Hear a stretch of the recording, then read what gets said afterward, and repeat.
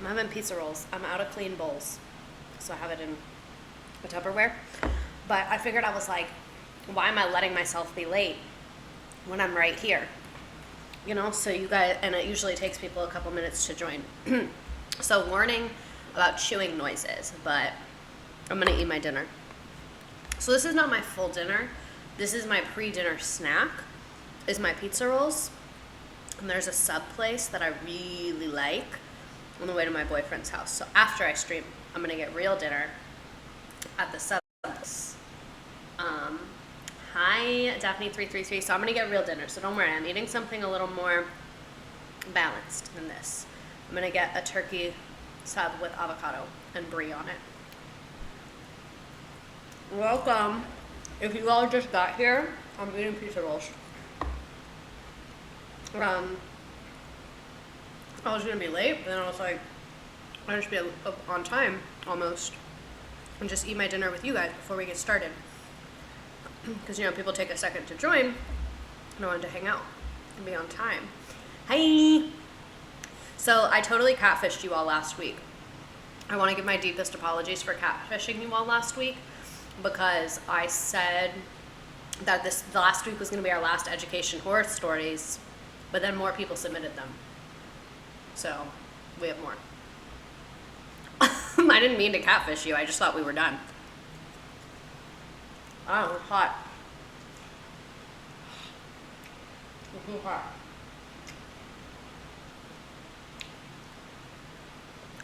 Oh.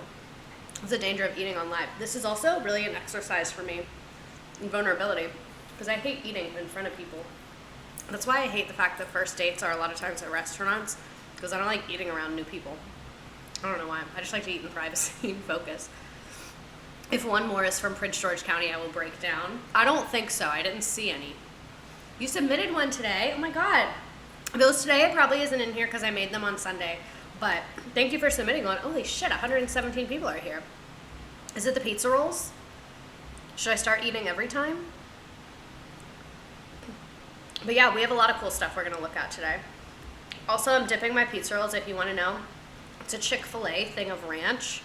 And then I put Frank's Red Hot all up in the ranch. And that's what I'm dipping it in, so that's why it looks pink.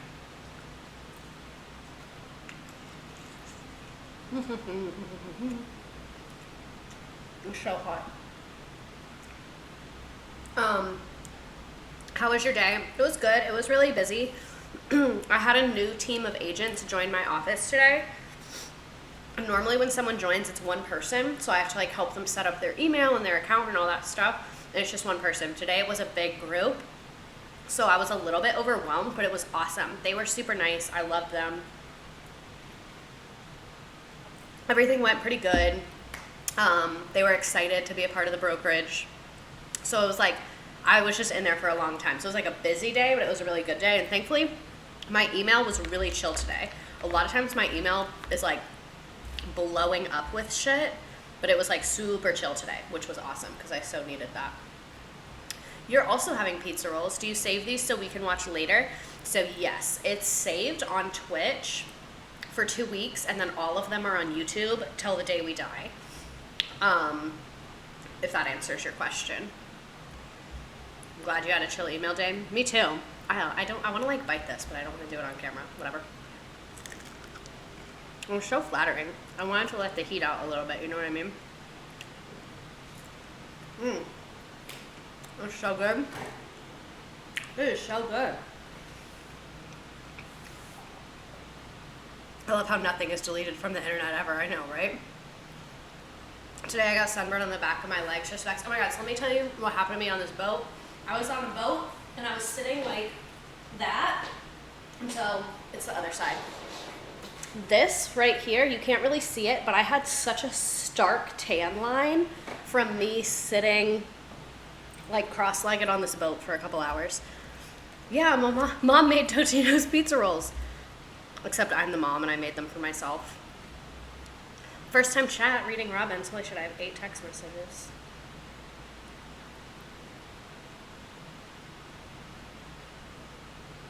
Oh my God. Sorry. Garlic Parmesan pizza rolls. Is this a mukbang episode? No, this is a Miss Redacted is late and she needs to eat dinner episode. I'm almost done though.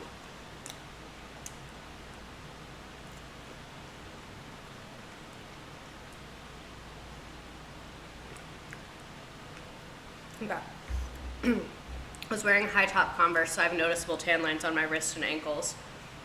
And a jacket. That's rough. That is rough. There's a fine line between being hungry and burning your mouth on freshly made pizza rolls. How do y'all make your pizza rolls? I make mine in the air fryer. I put them in the air fryer. I just watched your TikTok about principal announcements. Ugh, my pimple sticker just fell off my face. Y'all see this? This is raw and this is real. My pimple sticker just fell off my face. I'm fucking eating, I think these are expired, pizza rolls, and I was late. This is the streaming service that this is the real. I put them in the oven because I don't have an air fryer. Toaster oven. I hate them in the oven. Interesting. Microwave because I'm lazy. Been there. No shade to the microwave. Like, to me, they're objectively better not in the microwave because I like them crispy, but like, I'll fuck up a microwave pizza roll. I'll fuck up a microwave pizza roll any day of the week. I'm fine with that. If I'm lazy and hungry, microwave. If I'm feeling nice to myself, air fryer or oven. Air fryer's perfect to me. I can't do the oven because it has to preheat and it takes forever. But air fryer, not your chat being broken on whatever you use to stream hates you. It does hate me. I'll fix it right now. Thank you. This is me fixing it. So, I actually use Twitch has a free, very basic streaming software. It's called Twitch Studio. It's still being beta tested right now. I use it. Don't love it. Clearly. So I might switch to a different one. But I already know how to use this one. So I don't know. Do you ever get nervous you're going to accidentally say your real name? Yes. And I have. And one time when I was teaching real life children, I said Miss Redacted, which was more embarrassing. I know people have their beef with Streamlabs, but it works really well. Thank you, Tiki Smash. Good to know. I've been considering an air fryer, but I don't know if it's worth the use of the counter space. I have a little one. If you look at my Instagram story, I'll show you right now. I have like a little guy. You can see him. He's a little guy. So it's less space. I have 2 pizza rolls left, and then we'll get started.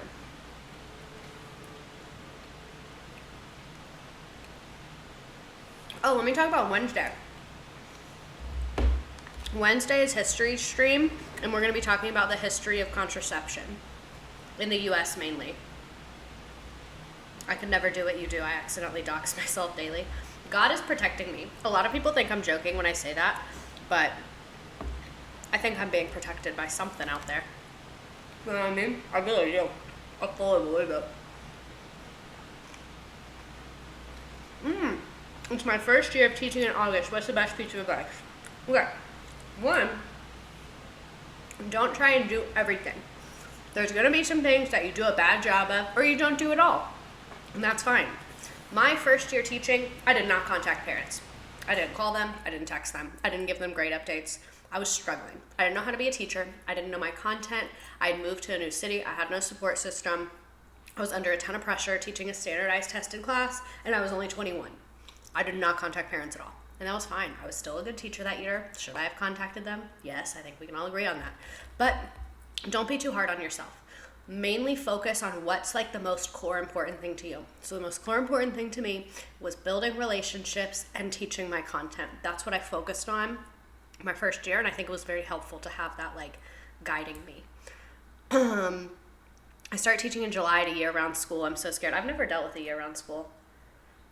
Teaching high school history through TFA in the fall for the first year. Please, all the advice. I have very mixed feelings about TFA, mostly negative, but mixed. You were 21 your first year teaching. I was 21 my first year teaching. It was a lot. It was a lot. Like, that was hard. I had to grow up really fast, and it was really hard. I'm going to be honest. It was not enjoyable. I aged probably 10 years in that year. Like, I was a child when I started teaching, and I had to grow up very fast. Like, to go from being 21, very spoiled, I had worked. Like, I knew how to work hours, but I had been very spoiled in terms of people relying on me, if that makes sense. 21, very spoiled, like, used to getting whatever the fuck that I want. And then to become a teacher and have all these kids relying on me and have all these administrators breathing down my neck was very hard. It was really hard. Like, that was a hard year. Like, I would say August to December of my first year teaching, I worked 12 hours every single day. Usually I would work all day Sunday. On weekends, it was hard, like 0 stars. My roommate was 20 when she started teaching. Yeah, I was 20 when I started teaching pre-K. I'd love to hear your feelings about TFA if you're comfortable sharing. Yeah, I can share my feelings about TFA. I think there's a lot of teachers in Teach for America that are kind-hearted, good teachers who want to do a good job and do a good job.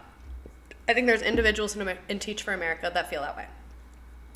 I think there are staff members at Teach for America that care about children, that want to do a good job, that want to support core members, all of that. I think that's definitely true.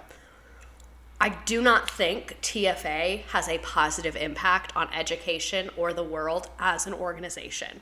That's something I can really sum up in my thoughts on TFA. I think TFA came from a place of good intention, but who the fuck are we to think that unexperienced people are going to be able to fix the school system? I just don't think it's very realistic. And if you look at TFA's goal, TFA's mission, how'd you get the kids to see you as an authority figure since you were only 3 years older than them? I will say, one thing I liked about the school that I taught at, my administrators would back me the fuck up anytime that I needed. It was, at first the kids definitely tried it a little bit, and I was like, no. And then my administrators would come in my room and be like, I do not care if she's tiny. I do not care. She is in charge. You will listen to her if anything happened.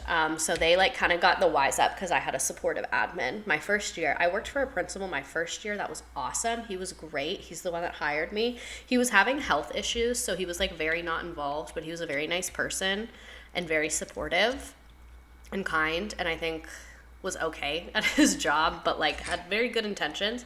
And then the principal that got hired my second year teaching, that was the reason I left, was him. My second year teaching, he was okay. And then my third year teaching, he was a nightmare. But yeah, so Teach for America, I think there's some good teachers that come out of TFA. I think there's a lot of people in TFA that do not care about children, do a bad job in their classroom, put in 0 effort, don't care about teaching, and are only using it as a resume builder, which I think is disgusting. And I have interacted with a lot of TFA teachers, and in my opinion, that is a solid amount of them. TFA is Teach for America. It's a organization where basically college grads become teachers, even if they are not qualified to do it, and then work in schools. I have mixed feelings about it. It's an AmeriCorps program. It's funded by the federal government. So yeah, maybe one day I'll do a stream about TFA. Thank you to whoever's reminding me about the class photo. We're going to take our class pic. So, everyone wise up. Everyone do what you need to do. Maney Mart resubscribed. Woohoo! Thank you. John Tyler still has a living grandson. Pogo Science. Sam, thank you for sharing. Completely understand and appreciate you sharing. Thank you, Carolyn. I've worked with a lot of TFA teachers. And a lot of TFA teachers are great. It's just the model of the TFA organization is not something I can accept or condone, and I have seen it fail time and time again, is my thoughts about it. But some people do it and have a great experience. Some kids have TFA teachers who are amazing. Some kids have TFA teachers who suck. All right, we're going to go ahead and do our class pick. Everybody smile. Okay. It seems like a good idea, but bad execution.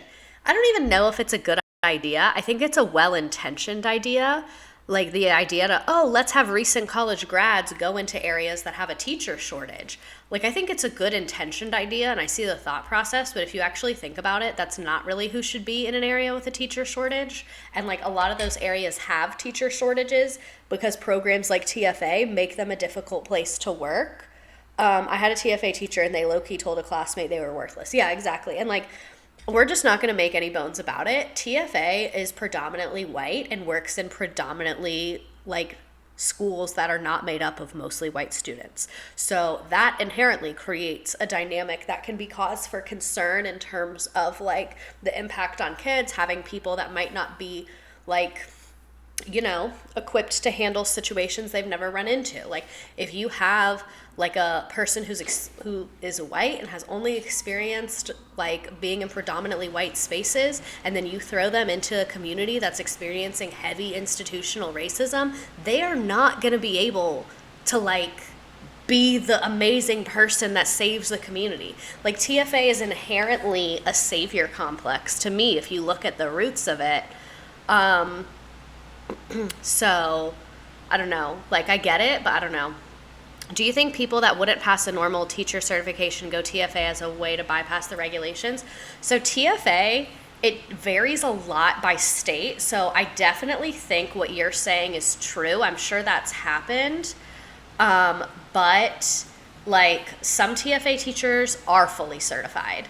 It depends on the state. So I really can't answer it because it just like varies so much. It's a way to get college educated bodies in the classroom without just paying the current teachers more. Space Cadet Kate, that's the perfect description. As I was about to say, like the teacher shortage in a lot of inner city schools, like the ones TFA works in. TFA works in predominantly inner city schools. A lot of the reason inner city schools have a teacher shortage is because the teacher pay is not high enough to match the cost of living in a city. And those schools are a lot of times difficult to work in if they're in communities that are experiencing a lot of various issues, like public health issues, addiction issues, all that stuff. So, like, they just get these college grads that are willing to work for that amount of money to join the organization and teach there, when in reality, there's master's levels professionals that are from that community, want to be in that community, that could take those jobs, but they can't afford to. Kenman Dolico and Miss Crimea River something or other, thanks for subscribing, we appreciate. My district can't even get TFA teachers anymore. Have you watched Abbott Elementary? I feel like that show really speaks to the issue. I love Abbott Elementary. Do you think the huge teacher shortage will increase the pay of the teachers in the next few years?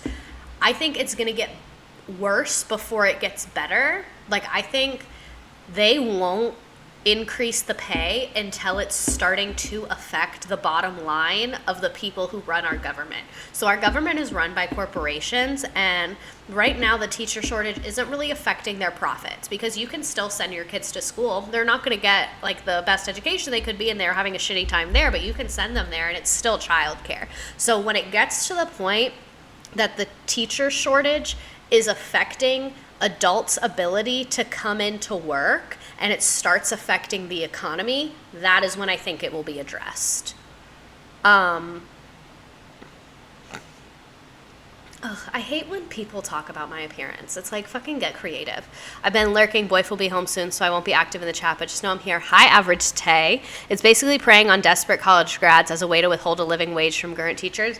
I don't even know if preying on is the right word, because a lot of people, like, my experience with TFA teachers is that, like, a lot of them joined TFA to get into law school or to get into med school. So to me, that's not preying upon. That's TFA teachers exploiting the children who go to underserved schools to get to their next level in life. Like, you're going to exploit this situation, and you're going to teach kids that deserve a teacher who knows what the fuck they're doing and who wants to be here and is qualified. You're going to exploit that situation so that you can go to medical school and do nothing for this community that you're going to leave after 2 years.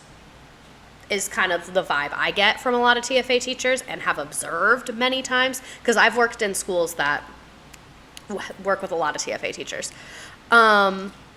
I know so many people who do that. So that's why I'm like, that being said, I have also worked with TFA teachers who care deeply about children, are committed to staying in education, all of that. I had a professor who had a sign in her office that said, "Friends don't let friends teach for America." See, I genuinely want to teach. The ones who take advantage of it in a different way is very upsetting. Yeah, Caroline, exactly. That's why I got the vibe, because you asking about it is a green flag, because people that only care about the social jump that they're going to get from it wouldn't ask about it. You know what I mean? Man, this person is like kind of annoying me, so you're just going to go into a timeout, because it's just like, I'm just not into it. I have such bad eczema in my eyebrow. Jesus Christ. do. Okay, let's go ahead and do our stuff. So we have a few things. We have a few horror stories, not as many as usual. So we also have terrible teacher appreciation gifts. I found most of them on Instagram from Teacher Misery, and I found some on Twitter. So did I miss the Nearpod, or was that old? We're not going to do Nearpod tonight, but we'll do Nearpod on Wednesday. We're going to do Nearpod on Wednesday about the history of birth control. I usually only use Nearpod for the history stuff because on these there's like not as much to interact with and as many pictures and stuff. But I love the can-do, like, take initiative attitude, Brian. I appreciate that. Okay. Let's go ahead and get into it. So what the hell are we doing here? I've already said this a gazillion times. So today we're going to look at some god-awful teacher appreciation gifts. I also have a teacher appreciation gift for you. And the Nearpod code will be on here, and I'll do it on Wednesday. So the Nearpod, like free Nearpod, I realize now that's what you were referring to. I have free Nearpod Gold for you. I'll give it out in a second. It's in the middle of this presentation. We're going to look at the terrible gifts, and then I'm going to give you the good gift. Yes, I catfished you and made you stay here. But I do actually have it. You get free Nearpod Gold. I'm going to share a link in a couple, little bit. That'll give you free Nearpod Gold. So welcome. So this is from ShamWow Nope. She is on TikTok too. She said I could share this. Her teacher gift, what is Nearpod Gold? Oh, okay. So basically, and I want to actually zoom in on this guy more. Oh, it's not going to let me. Perfect. Nearpod is like this thing that I use to teach. It's interactive, whatever. Nearpod Gold is like the premium version. So on the regular Nearpod, the free one, you don't have access to everything and you don't have that much storage. But with Nearpod Gold, you get all the features and you get more storage. I teach special ed and my co-teacher is awful. Literally puts her hands in front of my face as I'm talking in front of the class. How would you deal? Oh, Jesus Christ. Love the catfish. How would I deal? I would check her. I don't know how to say that nicely, but at a time where there's no children in the room, I would be super direct. I think being direct is the most valuable skill that people don't use. But literally after school, I would be so direct with her. I'd be like, can I speak to you about something after school briefly? And then when she's like, yeah, do it. And if she says no, be like, it's very serious and I need you to take the time to speak with me. What is the time that works for you? Make her give you a time. And then when you're actually talking to her, I want you to tell her and be like, my goal from this conversation is to have a productive working relationship with you so that we can serve our students. This, you putting your hands in front of my face when I'm speaking is preventing me from having a productive working relationship with you. And I felt extremely disrespected by that. And it really upset me and hurt my feelings that you did that in front of our students. And I wanted to share that with you. Stop it at that and then let her talk. Let her talk. Oh my God, everyone in the chat, bite her hand. I like how I'm we're going to be direct. We're going to handle this like adults. And the chat is bite her. Special ed from 25 years ago is not special ed of today. Communication queen, great advice. Being direct is slept on. Learning to be direct was the best thing I've ever done. Something similar happened to me during testing. They were throwing a fit in a secure testing environment. It was bad. Oh, God. I'm special ed. Got to the special ed director, asked how you can approach it without twisting, but later. What a boss bitch answer. I love it. Bottom energy. Hi. You're also in my Twitter header. So this is from ShamWow Nope. Her district sent her a JPEG as the teacher appreciation gift. It is a JPEG of a ribbon. It says, talented and empowered. I make a difference 5+ years. So everyone got different ones depending on how long, they had been teaching. Imagine being direct is best, but biting is best. Oh my God. That was the perfect first time chat, Mad Flat. Imagine sending out a JPEG as a teacher appreciation gift and being like, that's good. That's good. Not even printed out. So ShamWow Nope did say that the secretary or somebody printed them out for them to be nice. It was not the district though. The district did not print it. It would have been better as a sticker. Holy shit. This one got me. I wanted to start off strong today. A JPEG. A Google Drive JPEG. Okay.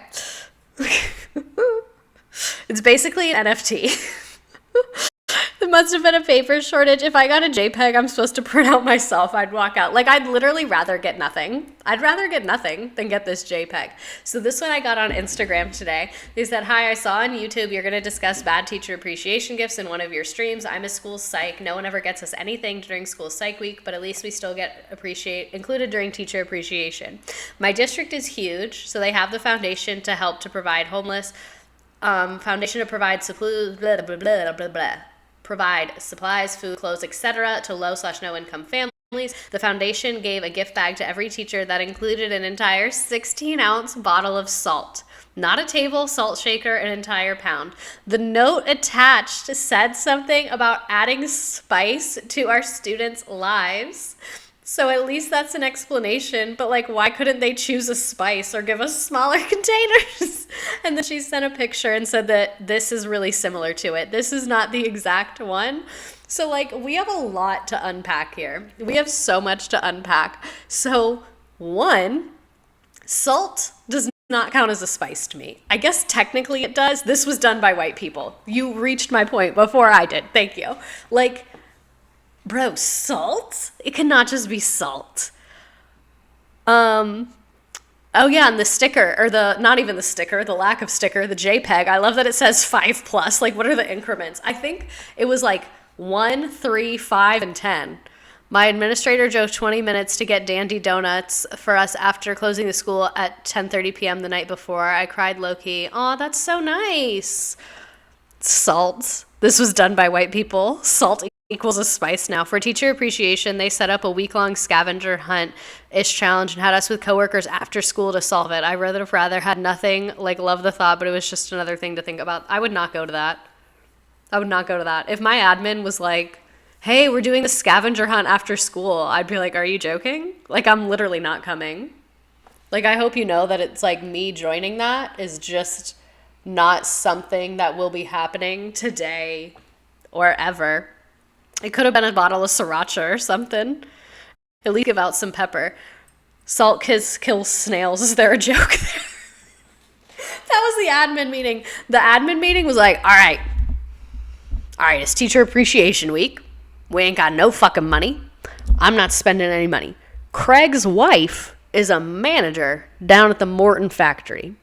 She can get us a pound of salt for every teacher.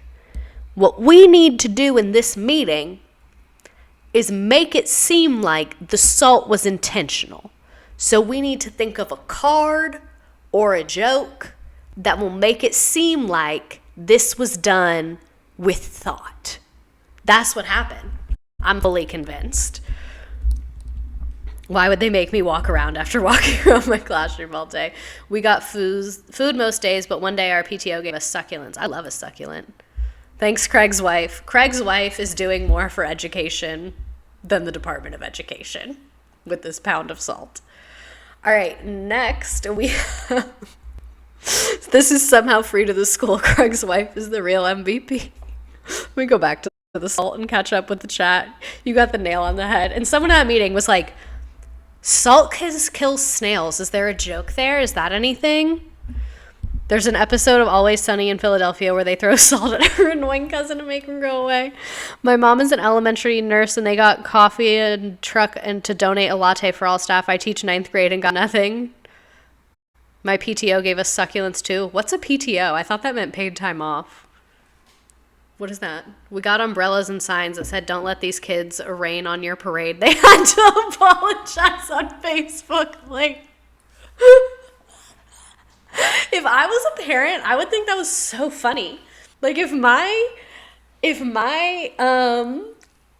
teacher, or if my kid's teacher, I saw them like at Publix with an umbrella that said, don't let these kids rain on your parade, I'd be like, that's fucking hilarious. I'm buying your groceries. Of course they had to apologize on Facebook. We literally can't have anything. Like, that is so funny. That's so funny. It's harmless. The kids probably won't even get it. Like, who cares? They're fine. And, like, they can learn to take a joke. But, like, that's so funny. Oh, parent-teacher organization. Got it. The school I taught at had a parent-teacher-student association.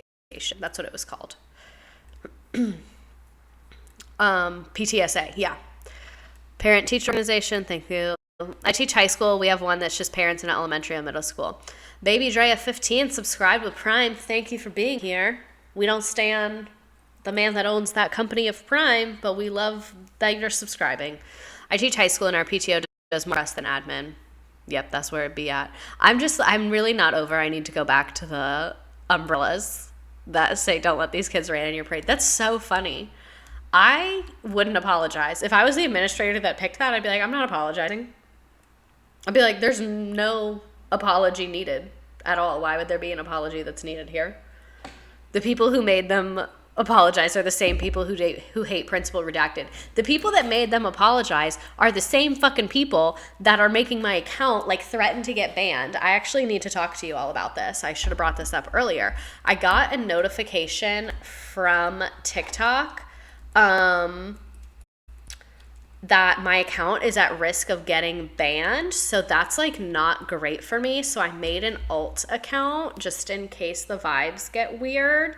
So let me show you what it is. But yeah, TikTok's a hater because the people that reported the umbrellas are also reporting my fake principal character because they think that they're real and they cannot take a joke. But here's my alt account. It's not spam. It's not fake. You can tell this is me. It's a Walmart parking after dark. I put the link in my link tree, but I'll put it here as well. There's the admin. Let's appreciate our staff with more work. Okay, let's keep going through these. So this one is an email. Good morning. This is from Teacher Misery too. Good morning. I hope you will all mosey down the streets of the old Wild West and catch us in the conference room for some trail mix and water to wet your whistle. Thanks so much, and I hope you enjoy your week. Trail mix and water. Why did you mention the water? You didn't have to say that. Is that not available every day? That's a prison snack. This is not even a LaCroix. It's not even sparkling. Today in my end of year evaluation, my appraiser said, Miss X volunteered to administer to credit recovery. I was literally told I'd be giving up my advisory period the day before, but we'll go with that one. God, alt Miss Frizzle. Down bad with the credit recovery. As a former victim of teaching credit recovery, I can sympathize with you in that situation that you're in. Teaching credit recovery literally sucks so bad. The vibes have never been worse than they are in credit recovery. 0 stars on credit recovery. All right, this is another from credit recovery is like summer school. It's basically like all the kids that failed the class and need to recover the credit. Like they didn't get the credit, so they need to get it now. So I was teaching social studies credit recovery, so it was like mixed grade level. So like anyone that failed their history class was in credit recovery, or social studies class was in credit recovery with me. So I had some kids that had failed 9th grade world history, some kids that failed 11th grade US history, so I had to make like a billion different lesson plans. It was terrible. To wet your whistle, what the fuck does that mean? Wet your whistle is just like a weird boomer white person way of saying drink something. That's the only explanation that I have. I'm so glad I can make both streams this week. I start my extern cough-free labor and will only be able to watch on YouTube. We do credit recovery during the year at my school too. Yeah, a lot of schools do it that way. The high school I taught at was that way too. They had credit recovery in the afternoon. It was called night school, but it was in the afternoon. They got home at it ended at 6. That's not night school to me, I don't know. Laundry supplies, not the free sample. Oh my God, I just realized it's only one load. I just assumed it was a full box. But here's another terrible teacher appreciation gift. Thanks for all you do. We use a program called Edmentum, and they basically have to send a certain amount of hours to pass the class. Oh, interesting. I'm an education student, and I'm kind of scared for this. You'll be all right. You seem tough. Shortney00, you're all good. Don't even worry. You're going to be great. Sam, it's Friday. Thanks for the follow. Krista Marie, thanks for the follow. Baby Drea, thanks for the subscribe. If I got laundry soap as a gift, I'd think that they think I stink. Not the laundry detergent. Excuse me, I think this is it a dryer sheet? Oh no, it is laundry detergent. I thought it was a dryer sheet. This is my favorite one. I put this one on Twitter. Bowls of ointment that expire next month. someone is related to a pharmaceutical rep, and they had these and were like, you could give them this, it's going to go bad next month, I'm 1,000% sure the story here. What is it with everything, the teacher appreciation being super sweet? I don't need a cupcake and 4 cookies at 9 a.m. Well, I do, nibble princess. My admin used to give us donuts. That was always their thing. And my admin was actually good with Teacher Appreciation Week. They would usually get a food truck. They'd feed us every single day and usually buy coffee and donuts in the morning. Theirs was very food heavy. And so theirs was pretty good, but people would never eat their donuts. Like, they'd be like, oh, it's too early. That's so sweet. And I would eat like 7 of them. One time, the administrator brought the leftover donuts to my room, and the kids were like, Miss Redacted, can we have the donuts? And I was like, these are literally for me. I was like, A, there's only 4 of them, and I'm not letting you fight. B, this is my lunch. I have to leave soon. Are we still doing the Nearpod code? Yeah, we're going to do it after these little bad teacher appreciation gifts. So this is another great one. This is an entire week one. So we're going to go through all of them, but Thursday is the worst. So Montage Monday, enjoy a video montage from our superintendent and other SPS guests. Tasty Tuesday, enjoy tasty treats from central office staff. And then a Zoom cooking class from 6 to 7. It's too early, then take it and save it for lunch. Award-winning Wednesday, enjoy a Golden Appreciation Award for administrators. Thankful Thursday, enjoy school visits from central office staff. School visits from central office staff? Not for Teacher Appreciation Week. Not a surprise district evaluation from Teacher Appreciation Week. Immediately no.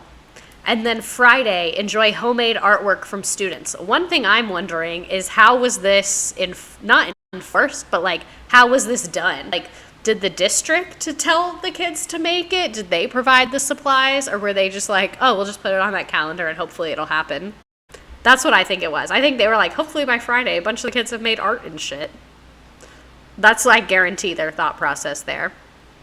My anatomy teacher told us she got donuts and pizza for Appreciation Week, and she's allergic to gluten, so she passed on the donuts and the pizza off to someone else since we were her helpers. Oh, that was nice of her, but that sucks that she was allergic. My school brought in pastries, except they were bought by other teachers. Jesus Christ. We're showing our appreciation by grading your ability to be a teacher. We're showing our appreciation by sending you a rude-ass fucking email about everything you did wrong while we were there. Enjoy.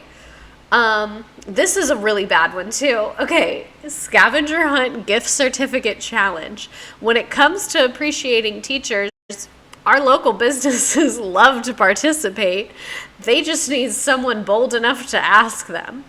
Call or contact any business of your choice and let them know we're doing an teacher appreciation game show this week, and ask if they'd like to make any offers or freebies for our staff.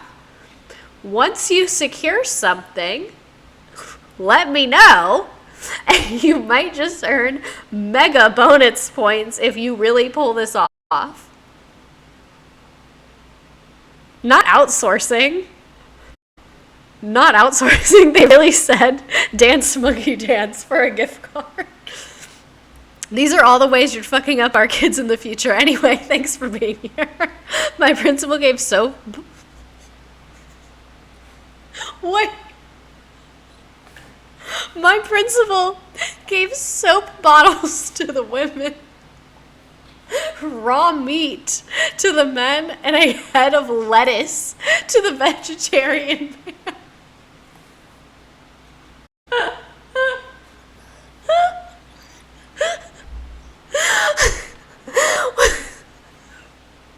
If my principal gave me soap, I'd be like, can I trade this in for the raw meat? Like, I think I'd prefer that. It's more expensive. 3 genders. 3 genders, soap, meat, and lettuce. The vegetarian man. Not a vegetarian man. The vegetarian. Oh my God. You just killed me so fucking badly with that one. Oh my god, the cats of Sarah. I need to catch my breath. They're putting our ass to work. Yeah, back to this actual slide. We got distracted by literally the funniest message I've ever seen. Another way the gender pay gap is in effect. It's like, if you're a woman, you can have this $3 soap, but if you're a man, you get a $20 raw steak. It's a ribeye. I'm just imagining all these gifts were handed out. Did he have like 3 tables? Or did he have 2 tables? Like one for men and one for women? And then when the vegetarian guy came up, he was like, wait, hold on, I have something for you in my car. Imagine the principal walking up. Here's your gift with a literal lettuce head. Plot twist, the raw meat was roadkill. What kind of meat was it? Did everyone get the same one? Honestly, if it was a steak, I would be happy with that. If my boss gave me a steak as an appreciation gift, I'd be like, okay, thanks. A little weird, but I love it. Okay, now that I calmed down after laughing at our 3 genders, I'm not over the fact that if for Teacher Appreciation Week, they just printed this out and were like, you guys find someone. They're like, find someone to appreciate you. No, you didn't miss the Nearpod code. Don't worry. I'm doing it halfway through. Because I figured, why not? I'm going to do it halfway through. Don't worry. And I'll post it afterwards. Like, if you're here and you have to go for the Nearpod code, email me, DM me. I'll send it to you. I'm not going to gatekeep that hard, but it's later in the slides and I don't want to mess myself up. So if you need to go, you can hit me up and I'll send it to you. I texted it to a couple people today. You made it. Porcelana. Thank you. I would die if it was a single chicken breast. Imagine if the raw meat that the principal gave away was a single chicken breast and it wasn't in a container. Like he just like dropped it in your hand. Like he just picked it up and put it in your hand. Or it was in like a plastic baggie. Like a Ziploc. Honestly though, kind of impressed they remembered the guy was vegetarian and got him something. That's a fair point. It's a very fair point.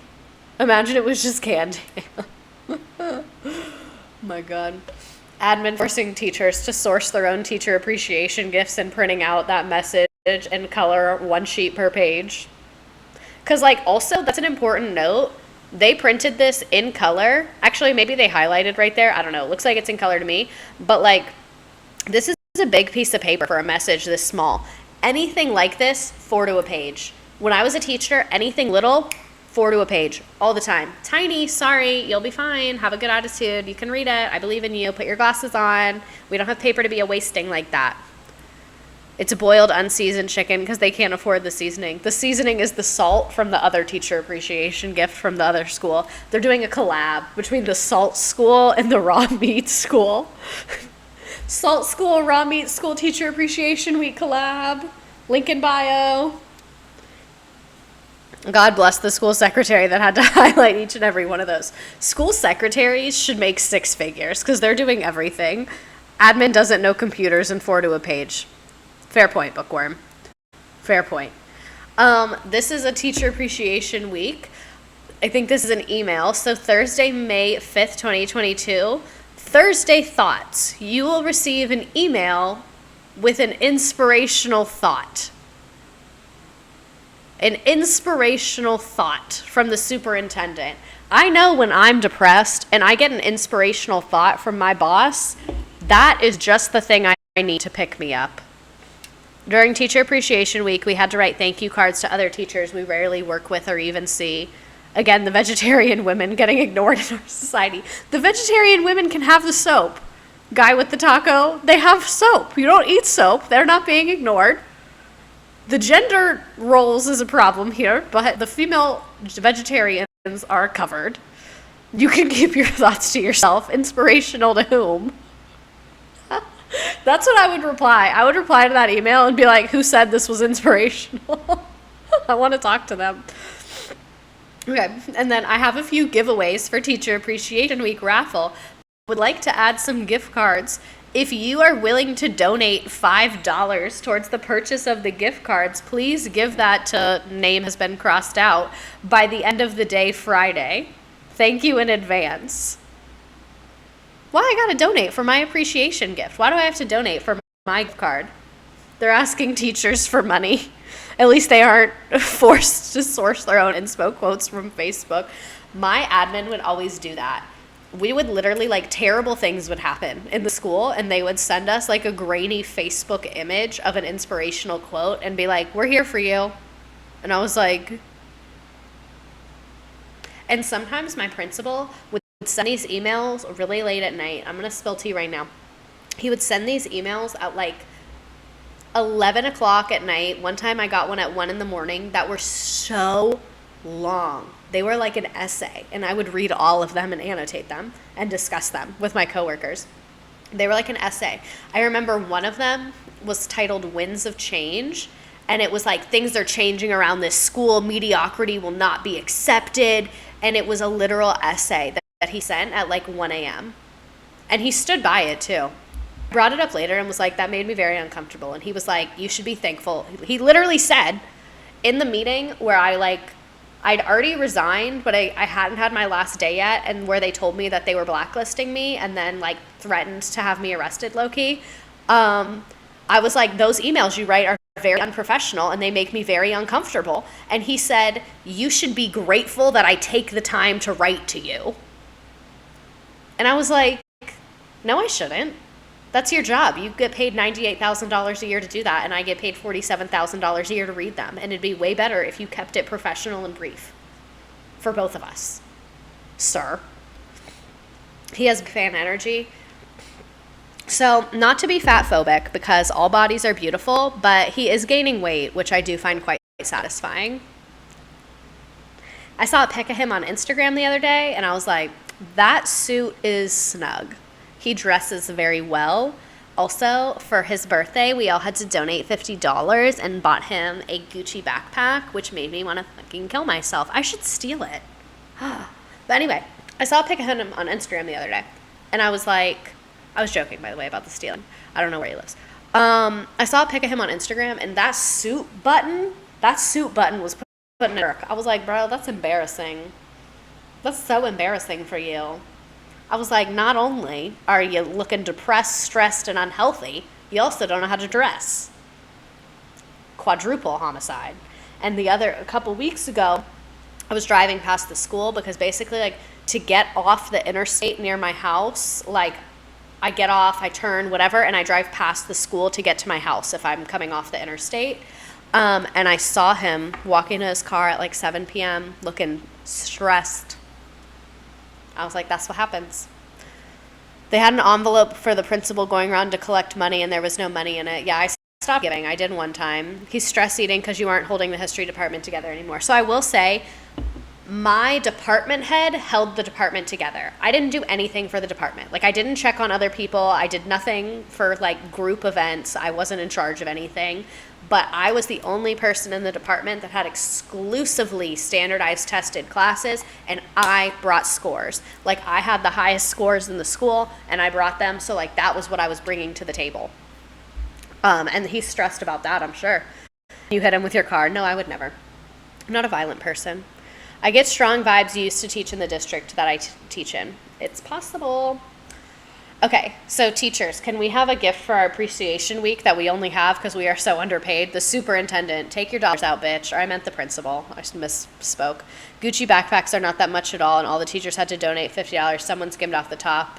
LMAO. No, it was a small school. A, it was a very small school. B, there was other stuff too.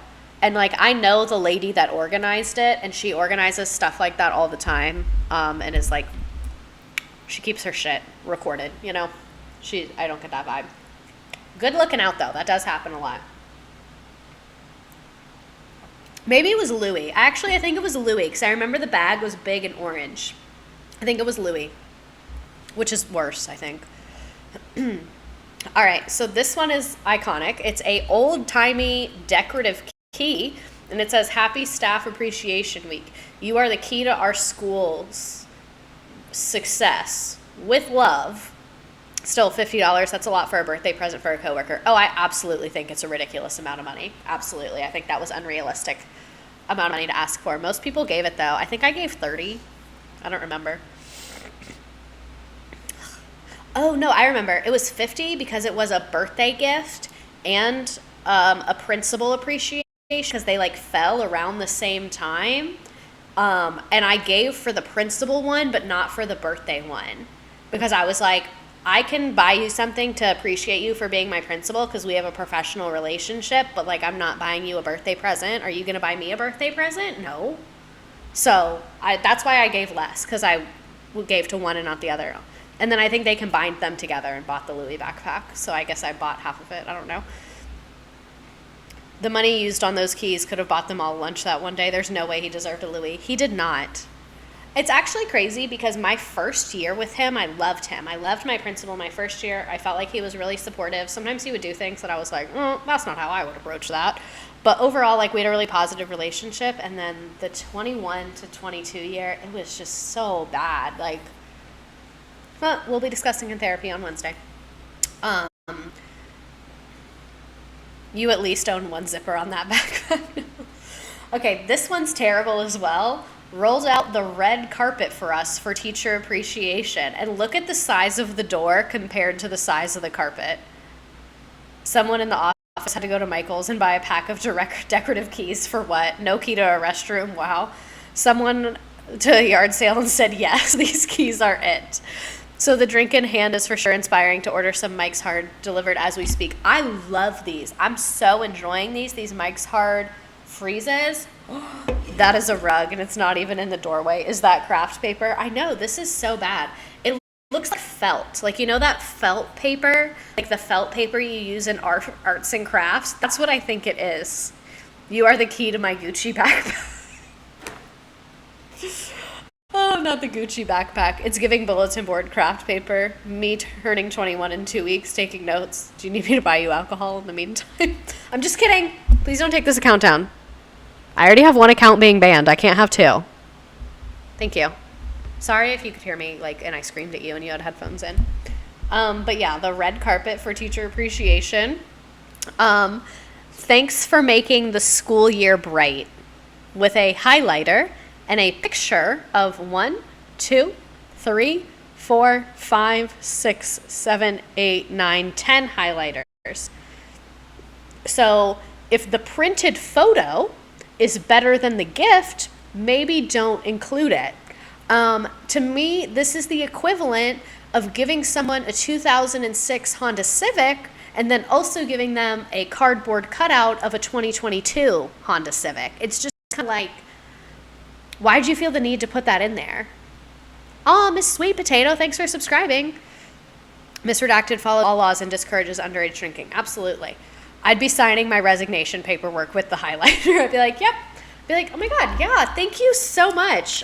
Unrelated, I need to give you something. And then be like, shoop, doop, doop, doop, doop. It's also a dollar store highlighter, BTW. Oh my God. How do you know? Do you just like, are you that familiar with their inventory? That's impressive. It's very impressive, quarter life crisis. Okay, so this one is deeply concerning. Greetings. Stop by room 302C and fill up your bottle today only while supplies last. I don't know what's more concerning, today only or while supplies last. Because why do we not have unlimited water, and why can I only fill up my water bottle today? And then the sign-off is a fuck you. The sign-off is a straight-up fuck you. Calling the UN to room 302C. The sign-off, be hydrated, is a fuck you. Because the fact that it's while supplies last and just today, and you're telling me to be hydrated, like I have a fucking choice. Like I have a fucking choice in the matter? I have a choice in the matter. You're telling me to be hydrated? 4 for $1.25? It's not even $1 per highlighter? It's so condescending. Where is OSHA? Can we call OSHA on schools? I don't think so. It reminded me of this commercial where he has the dollar and he's like, you gotta be quicker than that, because it's like, you wanted water, you gotta be quicker. Hello, Geneva Convention, it's me. It's me, Miss Redacted. Okay, this isn't as atrocious as the others, but my superintendent came to our school, and also to me this one is atrocious. My superintendent came to our school Wednesday to show us a slideshow explaining why the district can't pay us more and that they're going after teachers' certifications if they break contracts because kids don't deserve to be abandoned.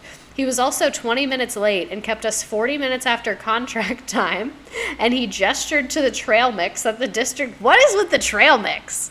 Why is everyone getting these fuck you trail mixes at work? He gestured to the trail mix the district provided for the meeting and said, "Don't worry, that's not your appreciation gift from the district. We got a little something coming later this week," and then nothing ever came. This is poetry. This is literal poetry. Be hydrated, but good luck getting your class covered for a bathroom break. I used to leave my kids alone all the time. I taught high school, so you could do that. It's illegal, but I would do it. I would literally I would wait till we were at kind of a stopping point, like on Nearpod if they had a free response, or I'd wait till we were done with the whole group lesson and they were starting their work. Or if I really had to go, I'd be like, pause, and I'd be like, hey, I'm having a bathroom emergency, so I have to go. And then I'd knock on my next door neighbor's door, and I would just be like, through the window, and he would know what that was, and then he would just kind of pop his head over and be like, y'all good? In the 2 minutes I was gone. I feel like as a teacher, I had the best bathroom situation. I realistically could go whenever I wanted for the most part. Fuck you, trail mix is my favorite flavor. Kids don't deserve to be abandoned. Sir, you're late. You're making me late to pick up my kids from practice. What about my kids? My actual children that I birthed. My teachers do that all the time in high school. I feel like that's common. Yeah, I feel like that's the vibes in high school. This fucking sticker keeps falling off. I also had a bathroom be close to my classroom, which was nice. Admin got a deal on Costco tubs of trail mix. Oh my God, is that it? Is it the fact, did maybe Aldi or, not Aldi, Sam's Club or Costco or Walmart or Aldi, did any of those stores happen to have a sale on trail mix at the same time as Teacher Appreciation Week? I literally feel like I'm in the Da Vinci Code right now. I've never seen that movie, but I think this is what it is. I think that was it. I think trail mix went on sale somewhere during Teacher Appreciation Week. Also, this is another email. I hate to do this during Teacher Appreciation Week. However, it has been a long time coming. We have officially run out of paper. I'm happy to run copies for you on the Rizzo. However, you will have to provide the paper. Yeah, it's normal. My neighbor just opens her door and I walk out down the hall to our potty. Yeah, exactly. My teacher always puts someone in charge while we're in the room. If I left my kids for 2 minutes to go to the bathroom, they would literally find a way to take over the school. KM 114, that's hilarious. Yeah, the school that I taught at, we had to provide our own paper and it was trash. This one is a shitty gift, but I like Rotel, so I would be happy to get this. It says, keep setting your classroom and something and students' minds on fire. Keep setting your classroom and students' minds on fire. What's a Rizzo? I don't know. I think it's probably a copy machine or something like that. I don't fucking know. But this is the Rotel. At least this one, they kind of put it out nice. I don't know. At least it's it's a mild flavor on fire. This is probably also a white school. Or at least a predominantly white admin that did this. If they put on fire on the mild one. Quitting in the middle of the year was against our code of ethics for several years, and they'd revoke your license and try and press charges against you because the government was like, you can't do that. That's illegal. Yeah, you cannot press charges against people for quitting their job. Jesus. Not my classroom on fire. This one's a little funny. On what grounds would they be able to press charges? What's the charge? Being irresponsible? That's not illegal. It's just frowned upon. I regularly threaten to set my own class on fire. Cut to me committing arson in my class. It's giving Texas. So this one, they should have given better lollipops. I would have given cool lollipops and a pack of them. But I think the note is kind of funny. I think it's a little funny. Prob's child endangerment charges. If I quit my job and got a child endangerment charge, I'd be like, I'm not a mother, so this isn't my problem. For the days that suck, just know we appreciate you. I think that's kind of funny. If you gave a pack of lollipops and they were actually good, a handwritten note acknowledging that it sucks, honestly not bad. So that's what I mean. At least this one's honest. At least this one's transparent. It's this sucks, I'm sorry. This is the best I can do. I would have gotten better lollipops, but the grammar is not correct. Oh well, you can't win them all. Admin can't even get grammar mechanics right, FML. So many of my admin would misspell words all the time. One of them, this shit drove me fucking crazy.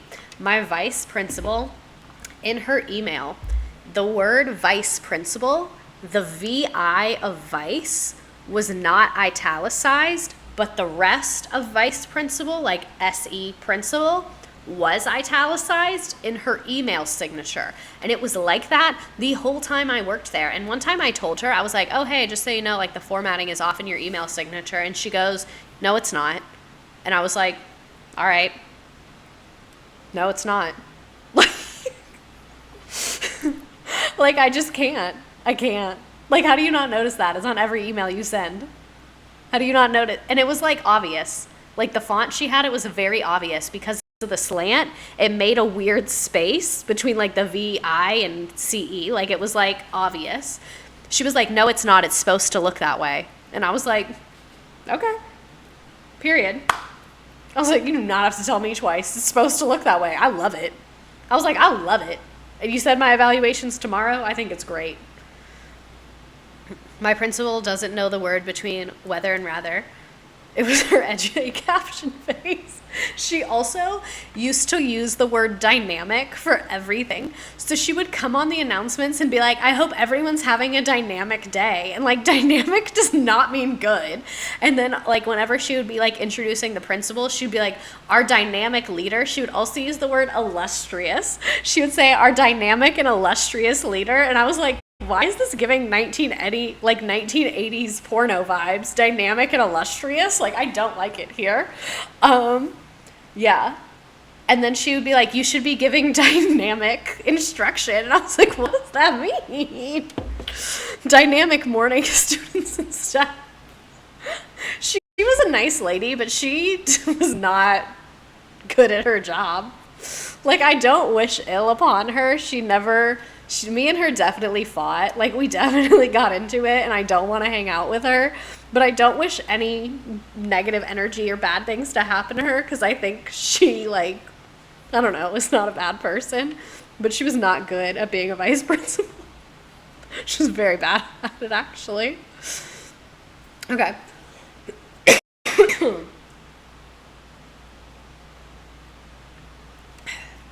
This one's pretty bad. It was dynamic fighting when you have to get those SAT words in. Her email signature was dynamic and illustrious. I hope some people from my school are on here. I really hope that. I truly and sincerely do. Okay, so I feel like VPs are really awesome or really awful, never average or meh. So I heard that apparently she used to be better, but then she had some health issues and was just like not all there. I never experienced her in her better era, so I can't vouch for it. This is what I think it was, is I think like she was probably better at being a vice principal before all the standardized testing bullshit and all that came in, because she never taught under those conditions. So I think like maybe she was good at being a vice principal under different circumstances. But by the time I got to her, because she'd been there for a long time, by the time I got to her, it was kind of like she had never done the things that she was asking me to do, and so she just wasn't a good leader because she had never done it. You know what I mean? So I feel like before, we're all potentially making fun of a stroke patient. No, we're not. It's fine. No, we're not. We're really not. She's fine. She's literally fine. We can continue to poke fun.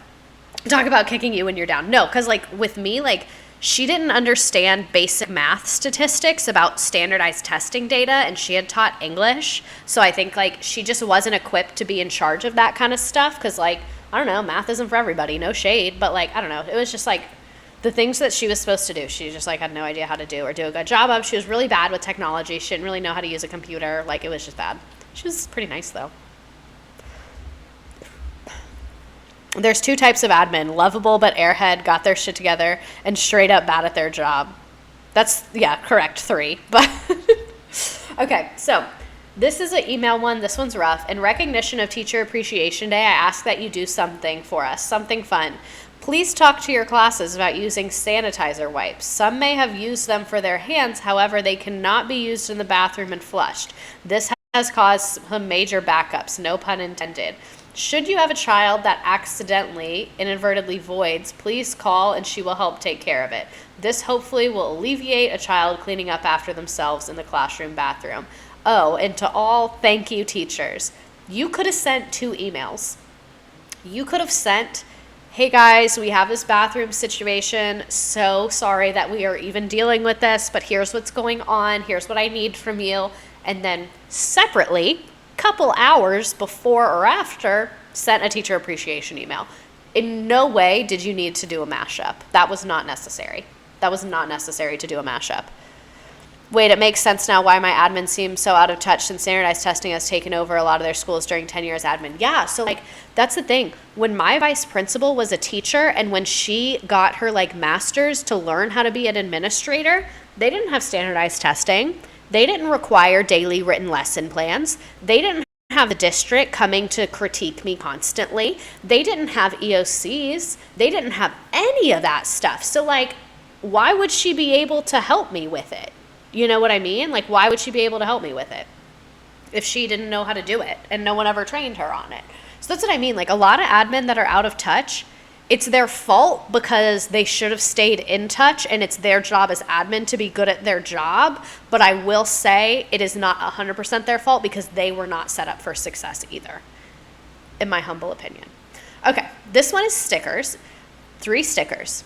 Dear students, as you know, this week we honor our teachers and staff. We want to help you show your appreciation by giving them these stickers for their hard work. Please bring your stickers tomorrow, May 6th, and show them that you really care.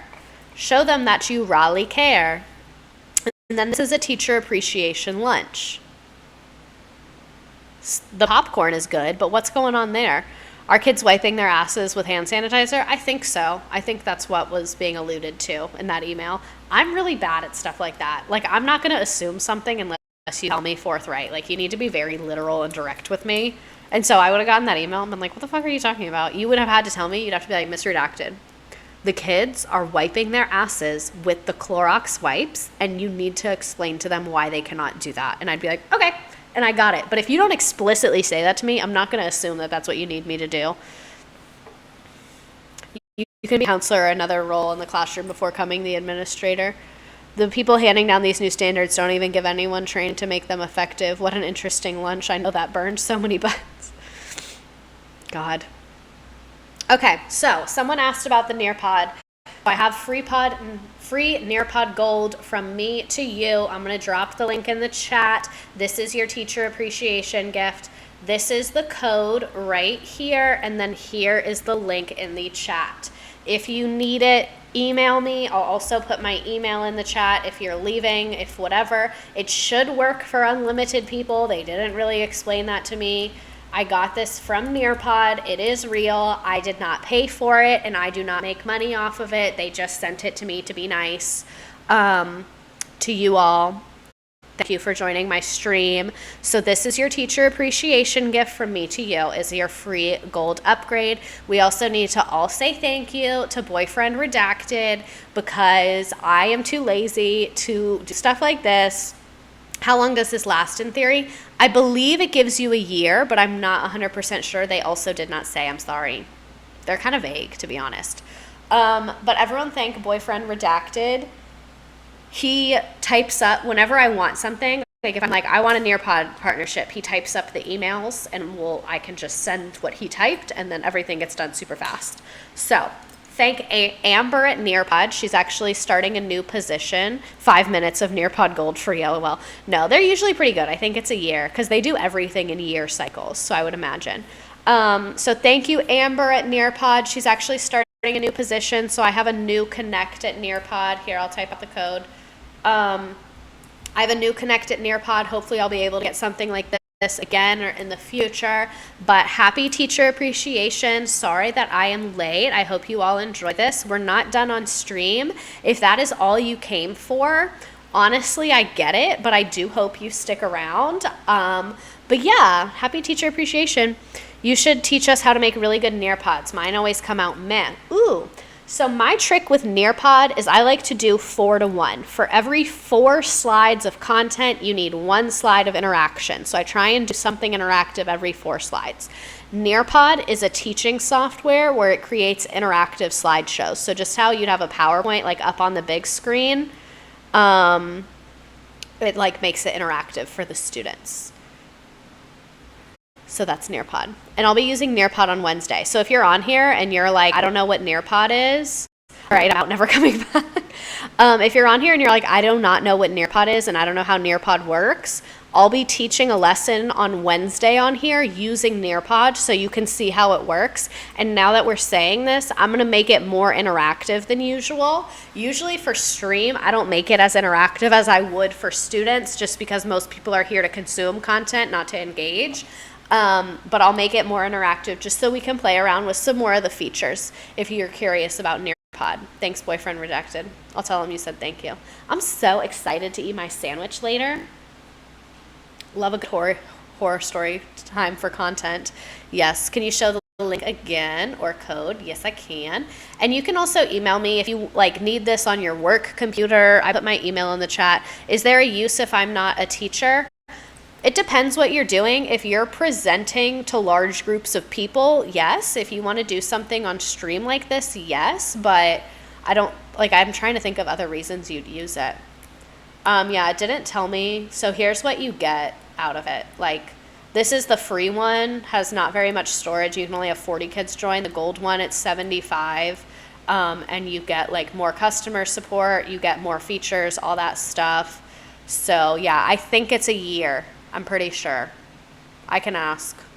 I should have asked. I didn't realize that till today. But yeah, here's the code again if you need it. All right, let's go ahead and do some education horror stories. Those of you, I expected my views to drop dramatically after that because normally the teacher horror stories don't have as high views, and so I was like, oh, everyone's here for Nearpod, and then they'll leave, but you're still here, so that's cool. So we're gonna go through some teacher horror stories. I made this yesterday, so if you submitted after yesterday afternoon, it's not on here, sorry, but everyone else is on here. It worked, yes. I wanted to find a way to test it, but I couldn't figure it out because all my friends already have a Nearpod subscription, either through their school or whatever. So I couldn't ask them to test it, and then I couldn't test it because Nearpod, I bought mine and then they paid for my new one. So I couldn't test it for myself. Did it say how long the subscription was? Yeah, that's a good idea. See, I bet if you go into your settings, it'll tell you when it expires because mine tells me when my next billing is coming. I bet it's either a month or a year. I'm hoping it's a year, and I think it'll be a year, but if it was a month, that would be kind of a dick move. Okay, let's go ahead and do our education horror stories. So the elementary school went into lockdown because a student was having an episode and destroying the student art in a bench in a main hallway. Literally, this child was picking up a wooden bench and slamming it. It's a year, I believe. Awesome. Waiting for an update on the saga. All I've got right now is my old department chair has COVID. Karma. How does this work for kids? Do they have to use an app? Let me focus on this for a second, actually. So for kids, they do need to have some kind of device. They do not need to download anything. They do not need to make an account. That is what I love about Nearpod. So does the code expire? I also don't know. So many educational softwares. Oh, 3 months. Okay. That's okay. I'm not a year, but that's okay. I can fuck with that a little bit. So many educational apps and services and softwares require the kids to make an account. And if you have ever taught, you know how fucking annoying that is because to make everyone make an account is literally hell because no one knows their email. Everyone's locked out of their email. Mine's not working. It's just awful. So that's what I love about Nearpod is the kids, they can make an account, but they don't have to make an account. So all that you do, let me actually show you how it works. So if the kids just go here, it's nearpod.com/student. They enter a code. How much is it monthly? It varies on what plan you get, and I pay per year, and it's mad expensive.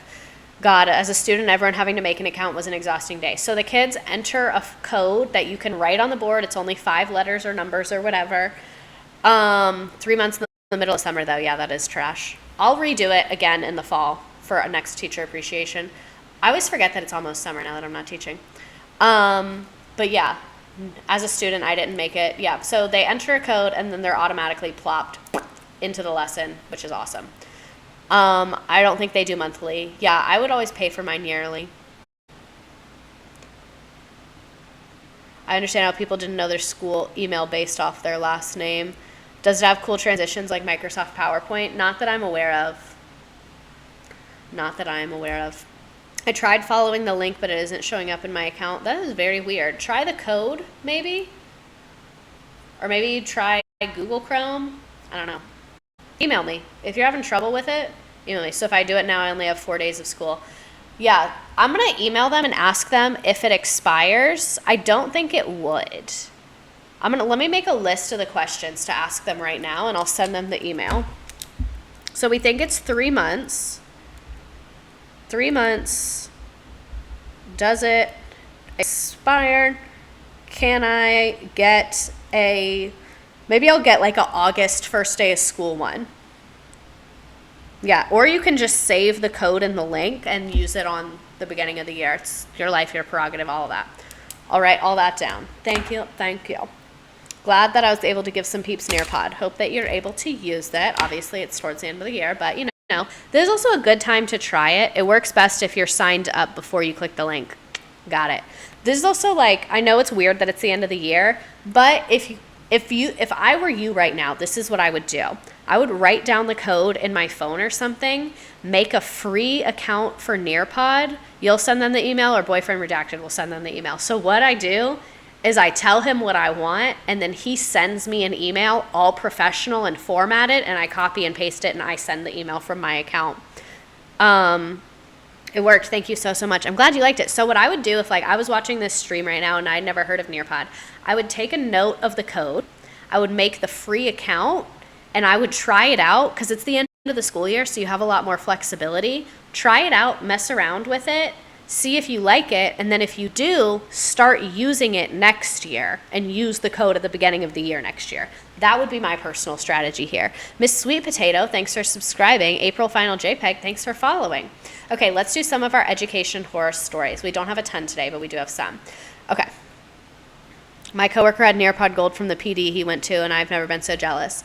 Not to brag, but I have Nearpod Platinum.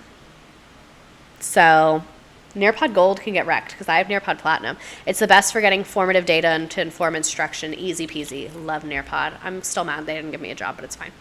Okay, so let's go back to this story. This child was picking up a wooden bench, slamming it against the wall. We didn't know what was happening. My class was down the hall, and it was so noisy, students thought it was gunshots, and we were literally scared for our lives. They took an hour to get the kid under control, and even after they did, they never lifted the lockdown until I complained and was like, what the fuck is going on? And I got written up for complaining. Fun. I miss nothing about teaching.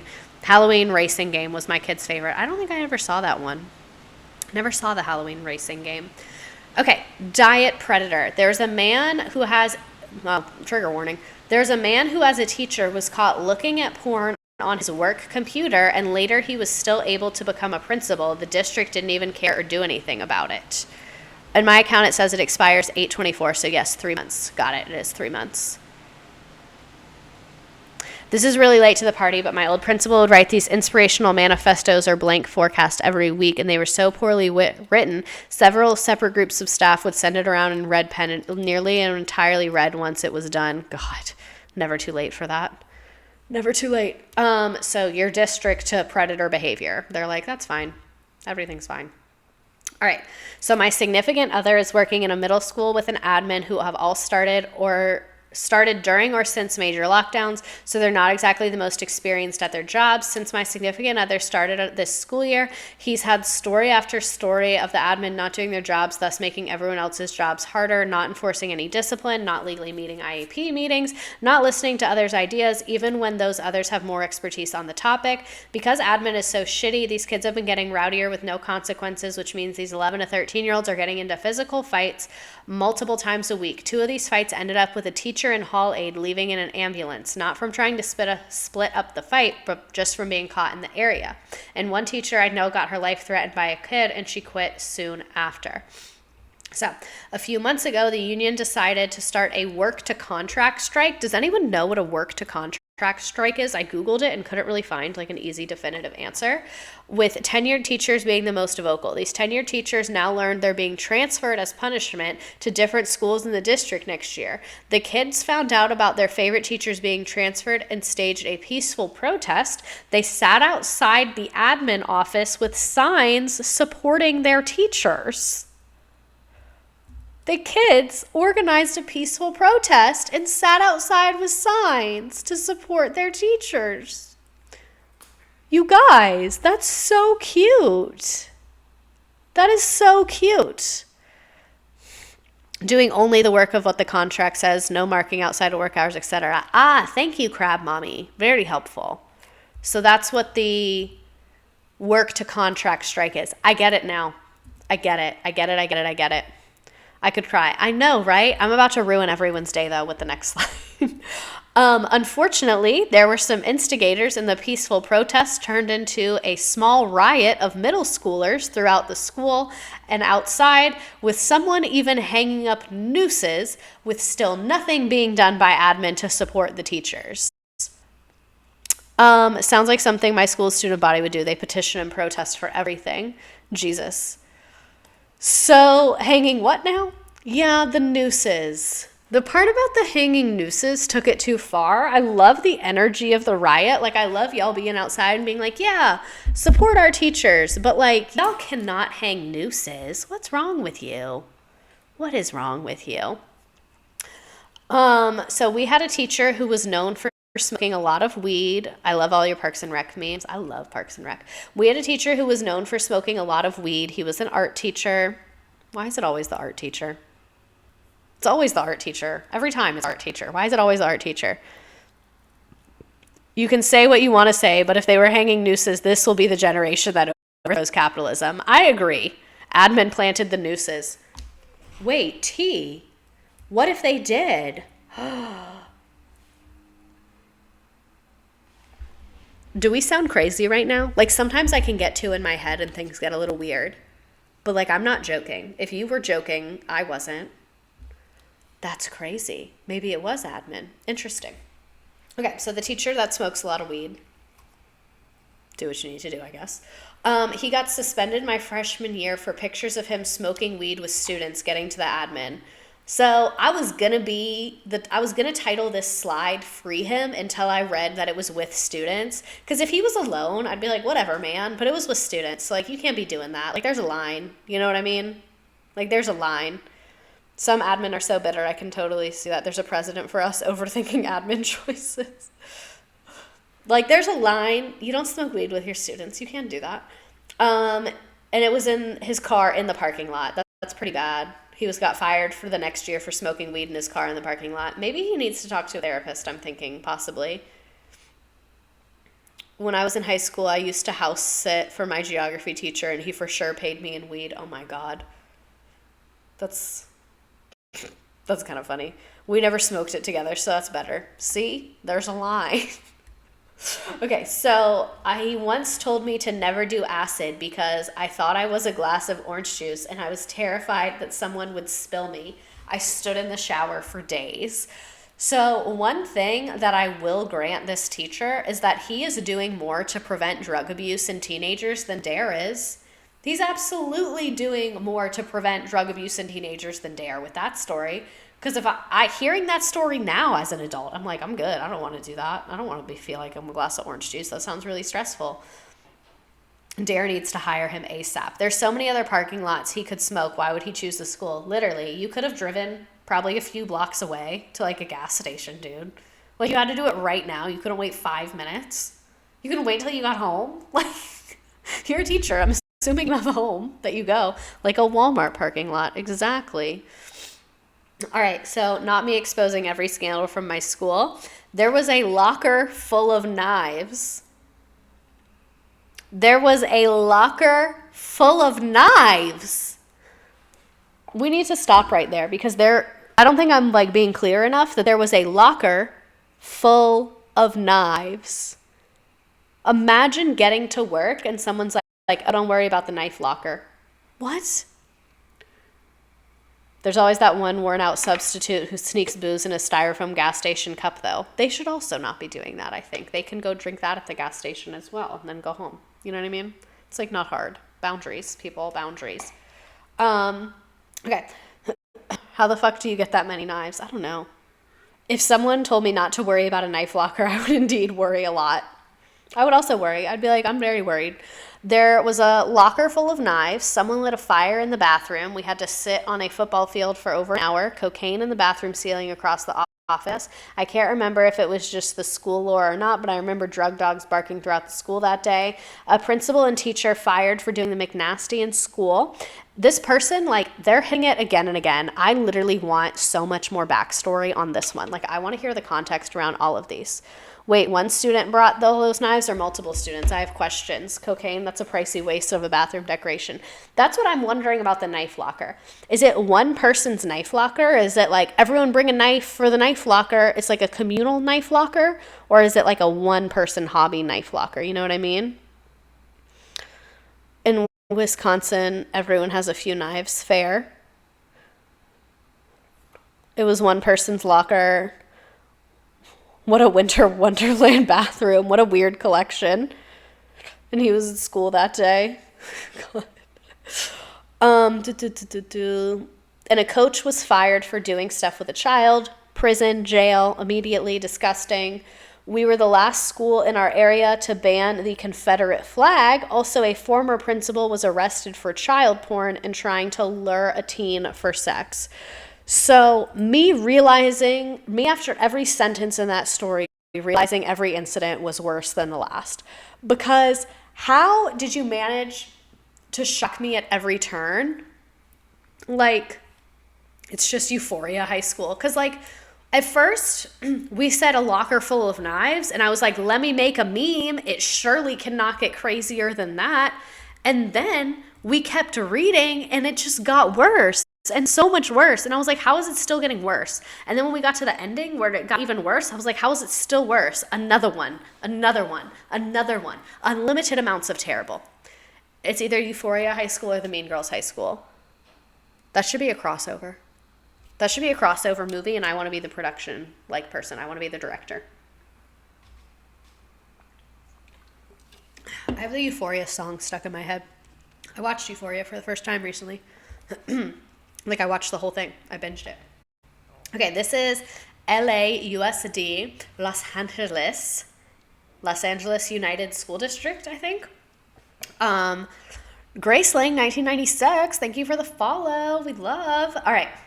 This is just a vent about disability accommodations from the perspective of a student. I developed chronic migraines my junior year of high school. Hot tip, don't take estrogen birth control if you have a family history of migraines. I think birth control is poison for me and my body. If you are taking it and using it, then you're having a great experience. I am so happy for you. However, every time I have tried any of it, it literally makes me feel like I'm dying, and my whole body is like, that's not what we're doing. It just throws me into haywire, and I'm a completely different person. I'm so jealous of people that don't have side effects from it, actually. I have to get your Euphoria thoughts later. I have a lot of them. I'm a fellow teacher with acne. My docs tried to put me on.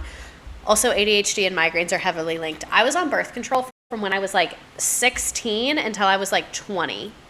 And then I went off of it and was like, it's a whole new world. So none of my doctors have tried to put me on it again, because every time I've had acne or whatever, they'd be like, do you want to try? And I'm like, and I just stop them in their tracks. Oh, let me teach you how to check a doctor. So I love my doctor. She's great. She's very understanding about my thoughts about it. She's really supportive of me, whatever. So if a doctor is trying to pressure you into getting on birth control, this is what you need to say. The first time they bring it up, just be like, that's not really something I'm interested in. A good doctor will either be like, why are you not interested in that? And then drop it, or just drop it.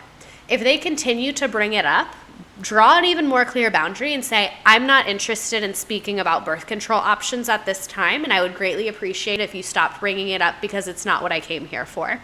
And then if somehow they bring it up again, you need to look at them and you need to say, this is me teaching you how to set boundaries. If you continue to bring up me using a medication that I have expressed I am not interested in, I will be finding different medical care. That's it. It'll probably not get to that point, but just so you know what to do if it does. I'm trans and I take testosterone now, and it literally cured my depression. Estro in general maybe just kind of sucks. Also, waiting for the day people realize how debilitating migraines are, and they're frustratingly the worst kind of disability because they're inconsistent. Make them chart everything. Yes. If a doctor's being weird to you, be like, did you write that in my chart? Because when I got my wisdom teeth out, they were trying to get me to take opiates. And I have a history of addiction in my family. And like, I go 0 to 100 with everything. Like if I try something and I like it, I'm going to go 100 on it. So I was like, I just shouldn't take that. I just know myself that I just don't need to take that. So I told the doctor, like when we had the consultation, I was like, hey, I'm not comfortable taking opioids. You need to prescribe me something else. And he was like, yeah, okay. And then I got the prescription stuff and it was opiates. So I called the doctor's office a couple times and she was like, well, that's what we're prescribing. You're going to need it for the pain, blah, blah, blah. They still wouldn't change it. And then the morning of the appointment, I was there with my hair in a braid, in my sweatpants, in my little puffy jacket in the Georgia winter, like making a fuss in this old people doctor's office by my parents' house. And I said, I would like to see that my chart says that I have expressed I do not want opioids due to the history of addiction in myself and in my family. I would like to see that on my chart and see that you are refusing to write me another prescription, and then I will go into the OR. I will not be going into the OR until I see that you wrote down that you're refusing to give me something else. And then magically the doctor was like, here's your prescription right here. We have it. No problem. You're all good. Here you go. And then the painkillers that they actually gave me made my stomach upset and made me throw up a lot, and a lot of blood was in there, and it was really scary, and my mom was trying to take me to the ER, and I was like, no, I'm actually fine. And then I just threw up all the painkillers, and I was like, that was weird. And then I just took a shit ton of Tylenol, and then I just went to sleep, and then I was fine. That was my wisdom teeth experience. Mine weren't fully impacted. They were only partially impacted, so it wasn't as bad. There are so many non-hormonal op controls. Also, the patient makes the ultimate decision. The doctor's there to support that decision. Exactly. If you're there for period pain, tell them you want to know what's wrong instead of just masking the pain. If you are paying your doctor. If you do not like them, fire them. Exactly. Could I hire you as a point person for me at the doctor? Like a patient advocate? I'll be your patient advocate. I'm being serious. I'll go with you. Okay, so let's focus on the horror story. I would get headaches around lunch every day, and I'd be completely out of it until my last 2 classes, then drive home and sleep until dinner. I went to my counselor to try and make my schedule more manageable. I was taking physics, Spanish 2, AP Art, AP-Push, AP Lang, and AP Calc. Why are you taking all those AP classes? That sounds hard as shit. Can I get a mini Redacted to carry around in my pocket all day? I promise I'd feed mini you. You just pass me like a hot Cheeto every few hours. You're like, here you go. Should I design that with my merch? This is the latest I've stayed awake after getting home from school in weeks. Oh my God, I'm proud of you. Should that be with my merch? You get like a little mini me, and I'm like, reporting for duty. Polly Pocket Protect. Honestly, like, look at me. I could just buy some. You know what I mean? Like, I feel like if I just got a specific kind that kind of looked like me, I could just get like a pack of them from the internet, like a wholesale from like a children's toy company. They low-key forced kids into those kind of schedules. Yeah, I was on one of those kind of schedules when I was in high school, 0 stars. My counselor let me drop AP Calc because I'd already fulfilled my math requirement, but she didn't let me change my other academic classes because they were core curricular classes, I guess. Me, even though it's a medical issue. Her, yeah. Looking back, I definitely should have gotten an IEP or 504 plan. I think my parents didn't really think of it / want to deal with it. Ironically, we already had an educational attorney for my brother. He is autistic, and the district tries to avoid giving services unless you have an attorney, so we would have been in a good position to fight for accommodations. I barely passed my junior year, and my senior year I took the easiest classes I could. I've been at community college for the past 3 years. I'm transferring in the fall. Hooray! Woohoo for transferring! So excited for you. They forced my kid with an IEP into AP French 4. Ugh. God, why do they force kids to take these hard-ass classes? Actually, I know why. It's so the school looks good. The vibe was to take as many APs as possible because everyone was trying to go to UCLA. My abusive ex-boyfriend went to UCLA. Wow. Where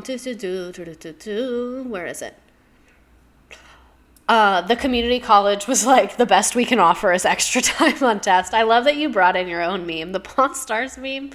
I hate that schools aren't more transparent about accommodations and that you have to know what to ask for. When I transfer, I'm going to be annoying and bother student services constantly. Buzz, it's me again, bitch. IEP and 5.0 plans are not easy to get. I took from 3rd grade till 11th grade for me to get mine. Jesus, I never had one. Trigger warning, sexual harassment. So there's mentions of potential sexual harassment in here. There was a girl in my grade who would constantly, Betty Crocker Homemaker, this is you. My high school really pushed AP classes. If you weren't in AP classes, you were considered dumb. Tiny but tough. My high school was definitely on the same vibes as that. My school would force people out of IB and AP classes if they thought they'd fail to make their pass rates look better. We only had 2 AP classes. Such different experiences we're all having. This is why, so a lot of people would be surprised to know this because they think I'm in favor of heavy government regulations, but I'm actually not. I'm really in favor of the government, like, leaving us the fuck alone. I don't think that schools should be really controlled, like, by the federal government like that. Like, from this conversation we're gathering, every community and every school has such different needs. So I feel like a lot of our problems are, like, trying to give everyone the same stuff, you know? My school would just straight up ignore IEP and 504 plans, heavy on forcing AP classes.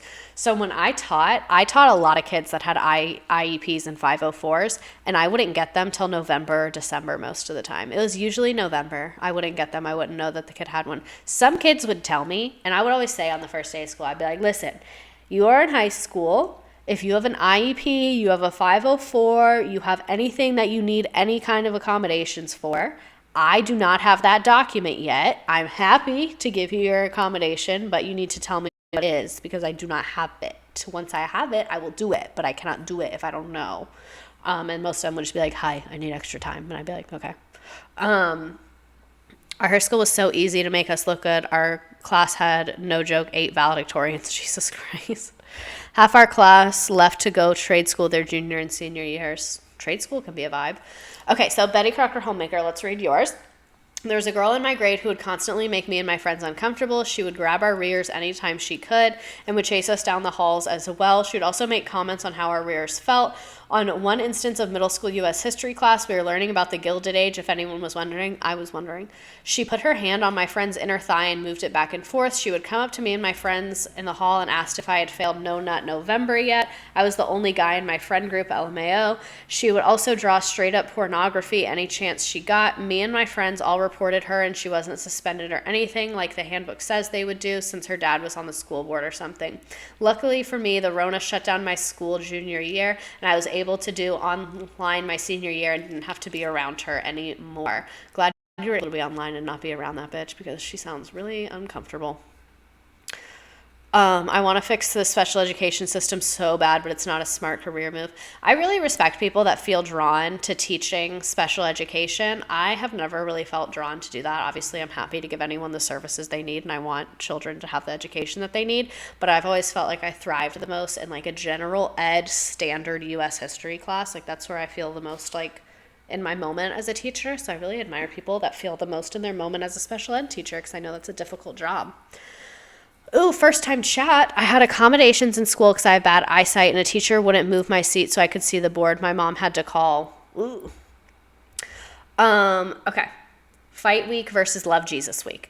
In high school, we used a regular 3 lunch schedule until my junior year. They did away with 3 lunches and everyone had the same lunch instead, which they started immediately after second period. It was called Power Hour because it was essentially we had 1 hour to eat lunch and or do other things. It was broken into 2 30-minute halves, A and B. If a student had a C or below in a class, they would be required to go to tutoring when the teacher was available for one half so they could use the other half to eat. Teachers had specific schedules for when they were available during the hour because of things like due date meeting, etc. Lots of clubs used the time to hold meetings and events. Unfortunately, when it was first implemented, a lot of fights started breaking out, thus Fight Week was born. There were so many fights happening not just during lunch but at the bus loading and class changes. I saw an assistant principal get punched in the face by a student. Everyone started calling it Fight Week because of Fellowship of Christian Students was putting on a love week the following week. Oh my God, hi, the chat going crazy right now. We had lunch at 10:40 in the morning. Did I miss the code, the Nearpod code? You did, but I'll do it again at the end. My high school doesn't do valedictorian, just cum laude. They explain to celebrate more students and curb competition, but clearly it doesn't work if 100 kids get recognized and the highest GPA is above a 4.8. We had lunch at 10:40 in the morning. My school was one valedictorian, but there were tons of kids with over a 4.0 because of the AP GPA bump. Someone who reads Braille trying to get teachers to get stuff to my aid is like pulling teeth. As someone who reads Braille, trying to get teachers to get stuff to my aid is like pulling teeth. Yeah, I'm sure that's rough. Because like if a student asked me for like Braille resources, I would be like, I don't know. Because my school didn't have any aids. Like none of my kids had aids that needed aids. So they would just ask me for the stuff. And if someone asked me for Braille, I'd be like, I'm going to get back to you. Thanks for the special ed teacher love. In my school, gen ed teachers see our job as the easy ones because we have fewer students. Nah. Fewer does not mean easier, because like when I taught pre-K, I only had 5 students, but those 5 students were so much harder than my class with 35 11th grade students. Like the number doesn't matter. It's like who it is. So fight week versus love Jesus week. Our punishment was that power hour was taken away for a week. When we got it back, it was much stricter, and there were more teachers on duty in the halls. Before, we were basically able to just go anywhere except leave campus. After, we had transition periods that allowed you to move from one point to another between the 2 halves. If you needed to go somewhere outside those transition periods, you'd have to have a pass from a teacher to do so. They also didn't allow tardies anymore and implemented lunch detention. This is the part that got me. So if you were even 1 minute late to class, you had to go to lunch detention, which was spending the first 30 minutes of lunch in the ISS room. It wasn't fair to students because if you were late one day and had required tutoring the same day, you wouldn't get to eat lunch. This seems like a really obvious oversight and a really massive oversight. Like, I'm not against the tutoring. I'm not against that. I'm not against having study hall time and being like, if you're failing, you have to go to tutoring during your study hall time. I'm not opposed to that. But taking away lunch is an objectively terrible idea. Don't get me started on lunch detention. Me either. Some teachers were lenient. Most weren't. A lot would get mad in later periods if people ate in class because they had a whole hour to eat. I don't know. Overall, it was a good idea. It just needed a lot of ironing out. That's what it sounds like. It's like, I see the vision, but the execution is not there. Punishment for failing and being 1 minute late is no food. That's the energy that this has. It's Miss Trunchbull from Matilda. Okay, so same high school that had the fight week. My senior year, one of our art teachers was fired in the middle of the second semester. Everyone thought it was weird because she was pretty good and nice teacher, but I never had her but hear decent things. We come out to find she had been allowing students to have sex in the art room during lunch knowingly, which is crazy to me. Ugh. But that was all of our education horror stories. If you submitted some more, I will read them next week. I know some person said that they submitted more.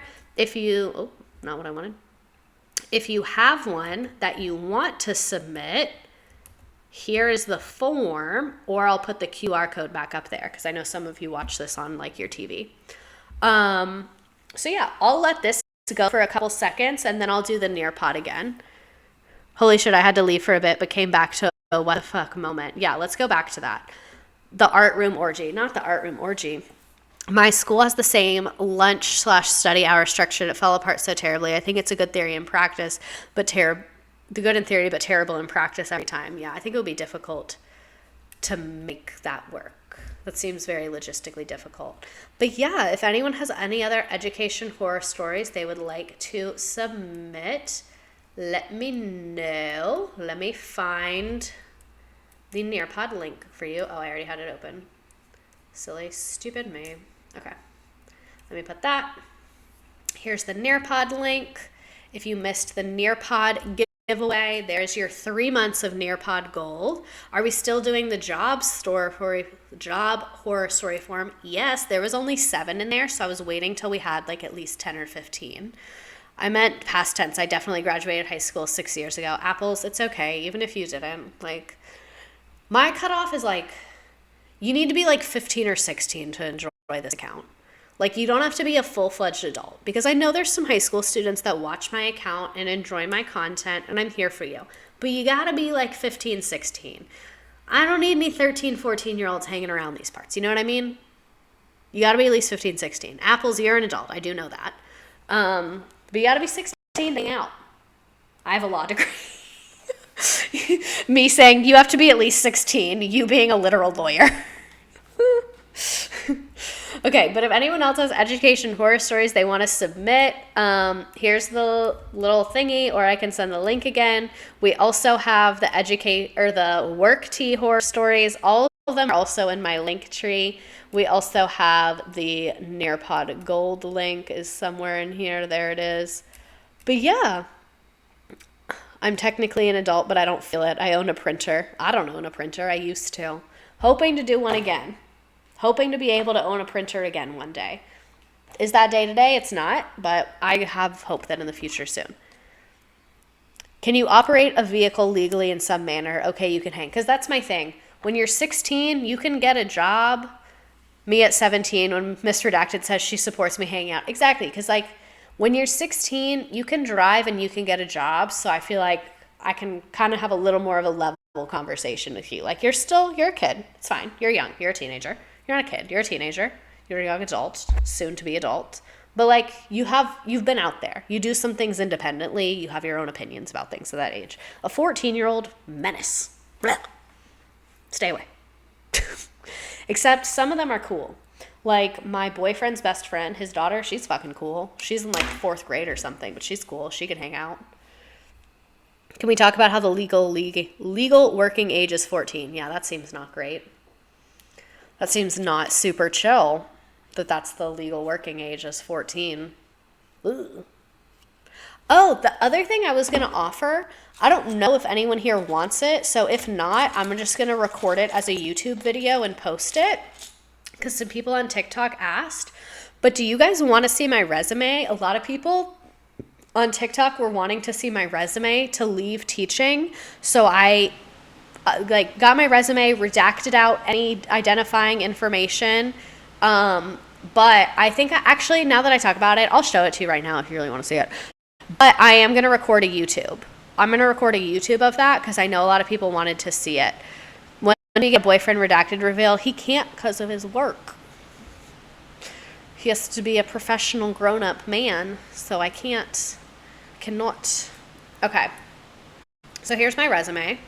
This is my resume that I use to apply to the jobs that I have right now. This section right here, I would change seeking A, and I would change the seeking A. That's all I would change. The rest of it I kept the same. Can you say what he does for work? He works in finance. I don't want to get more specific than that, but he works with finance. He works in finance and with people, basically. I don't feel like that's a legal age, but because that feels like corporations, but I feel like I support a 14-year-old who wants to mow lawns or babysit. Yeah, I can hear that. He's so mysterious. Is he a spy? No. I just don't know what he's okay with me saying, so I'm just not going to say anything. Okay, so this is what I have as teaching. So one, my resume is 2 pages. I think having a 2-page resume is okay. I have done a lot of shit, and I have a lot to tell you about. I don't think I used a template. I think I found a template, and then I changed the color and the font and stuff, so I don't even have it to share, and it wouldn't be helpful. So this is my description of teaching. Top performing teacher at a Title I low-income public school. That's what you have to remember, is that if you want to leave teaching, your resume cannot be teacher language because people don't know what you're talking about. So many people insist that more than a page is ridiculous. A lot of people say that, but I felt like it was important to include it. That was my logic, is like, I'm switching industries and I need to explain what I have done in a way that the reader is going to understand it, and I could not fit what I needed to on 1 page. So I did 2. Like, I didn't think, and no one, like, I applied to a lot of jobs and I got a few interviews. No one said anything about it being 2 pages, and so my uncle's girlfriend, like, got me an interview, like, through nepotism, and I asked her about it, and she said that 2 pages is not weird. She said it's not the norm, but it's not a red flag or weird or anything like that. And she said, especially for what I wrote, she was like, everything you wrote had value. 2 pages is bad if it's fluff, but she was like, it's all different, so you can do that. Okay. So August 2019 to present, that would be August 2019 to February 2022.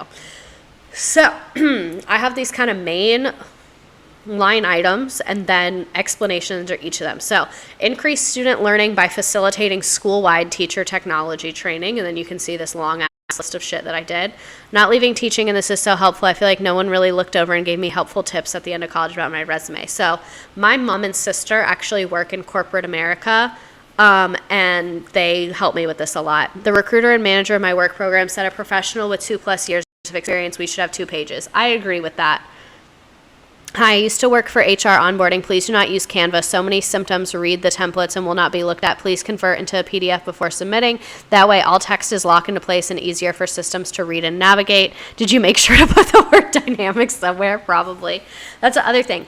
Even if you make it in Canva and you save it as a PDF, it will still be fucked up. Like, it will still be fucked up. This I made in Microsoft Word and then saved as a PDF, and that worked very well for me. I would also say you could use Google Docs, which is free, and save as a PDF. Very good advice. Okay. So, spearheaded digital transformation, including sourcing, vetting, and purchasing remote instructional software. I bought Nearpod for the children. That's what that is. Deployed virtual education models resulting in the highest levels of student engagement throughout the school, partnered with administration to create training modules designed to equip and upskill existing staff in virtual learning tools and best practices, designed hybrid interactive learning experiences consistently cited by district leaders and students as exceptionally engaging classroom environment, physical and virtual, upon returning to school. I feel like this is boring, but it's like helpful, you know what I mean? Conceptualized, designed, tested, and implemented a digital solution to replace a historic paper-based attendance system.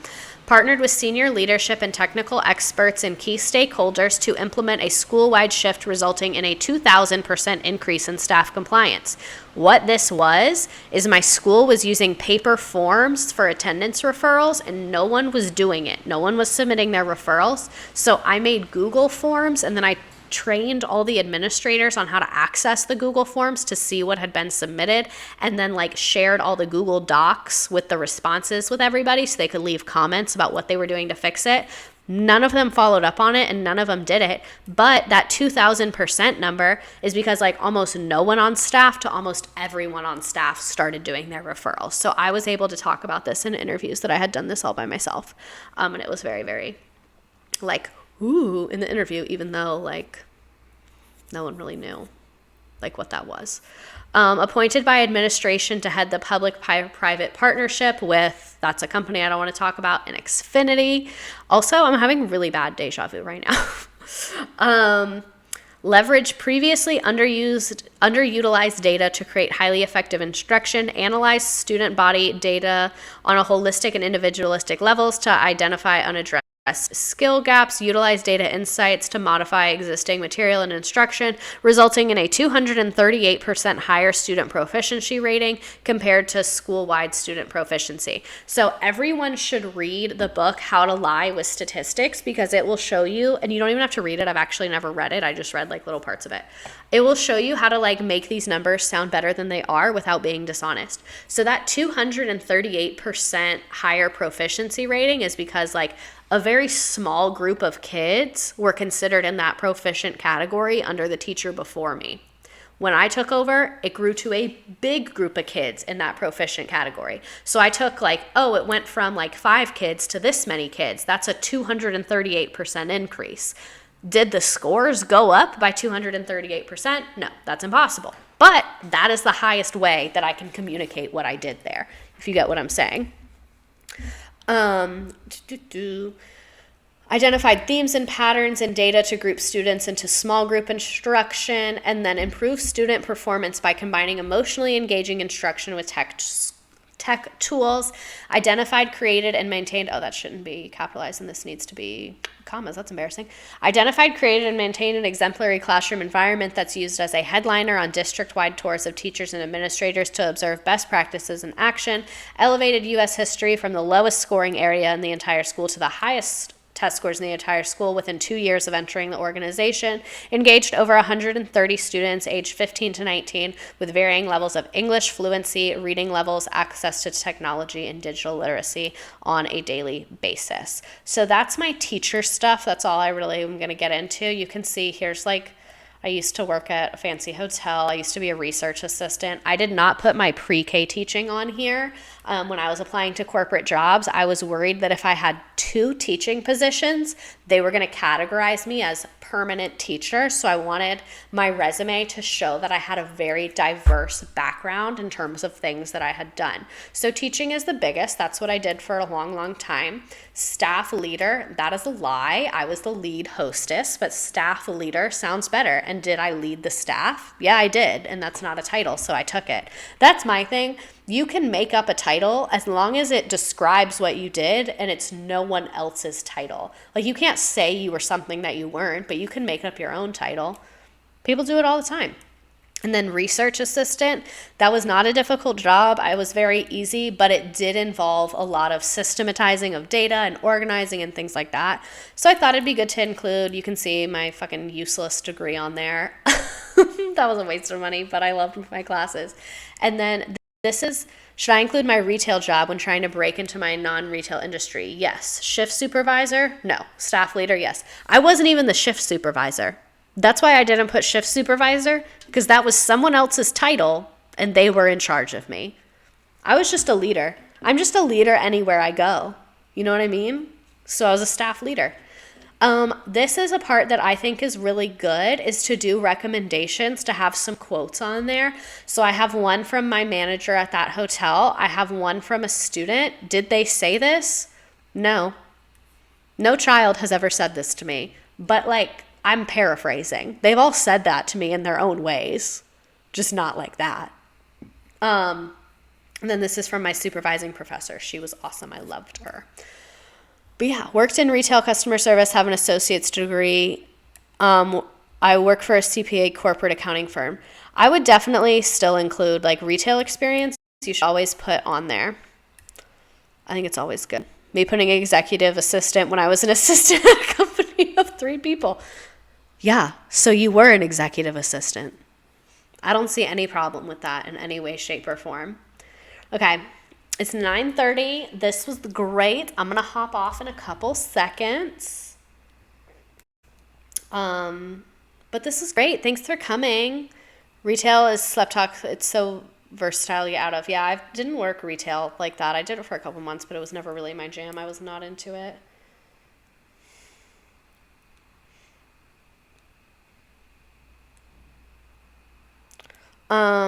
I have my internship, my current seasonal position. I love how there's like a whole convo happening right now.